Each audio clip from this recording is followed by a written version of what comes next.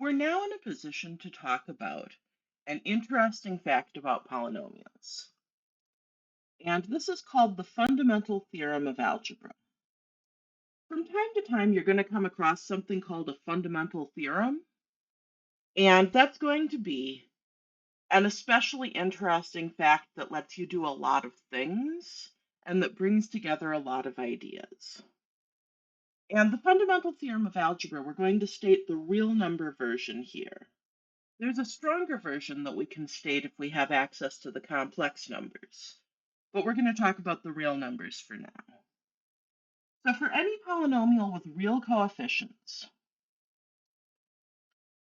that polynomial can be factored uniquely, so there's only one way to do it, as a product of linear binomials and irreducible quadratic factors. So that means we'll never be stuck with any factor of degree higher than 2. Each linear binomial factor corresponds to a real root of the polynomial. So we'll have linear binomial factors for the real roots, and then some number of irreducible quadratic factors. In notation, for a polynomial with degree n, so a polynomial that's a sum of terms x to the power k, where the highest power is the power n, with real coefficients, so each of the AKs are real numbers, then we have a unique list of real numbers, 1 to something like j, and irreducible quadratics numbered 1 to something like k, so that our polynomial can be written as a product, some leading coefficient, times the product of each x minus a root, so these are the linear factors, times the product of the quadratic factors.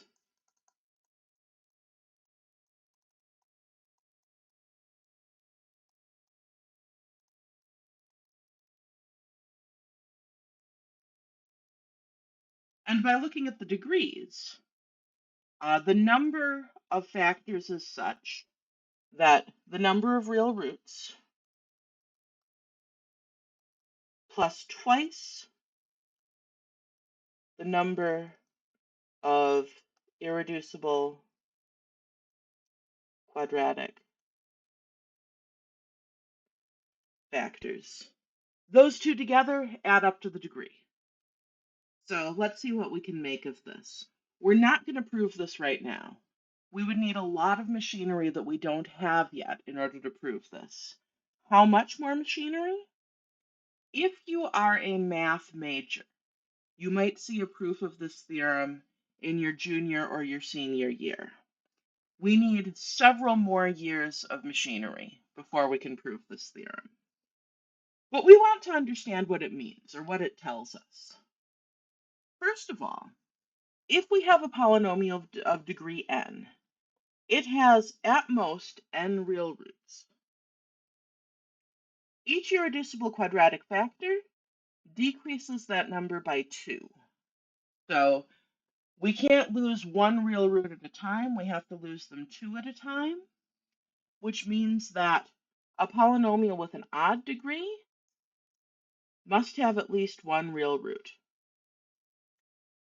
If a polynomial of degree n has no irreducible quadratic factors, then it has exactly n real roots. We say up to multiplicity, which means that roots with multiplicity m get counted m times. So a polynomial with degree n and no irreducible quadratic factors then has n real roots, assuming that a root that shows up multiple times gets counted multiple times.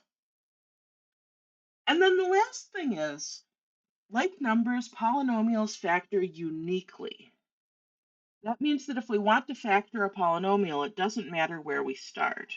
So when we're going through and trying rational roots, for example, we can find whatever rational root we want first, or whichever one we find first is fine, we'll end up with the same set of factors regardless.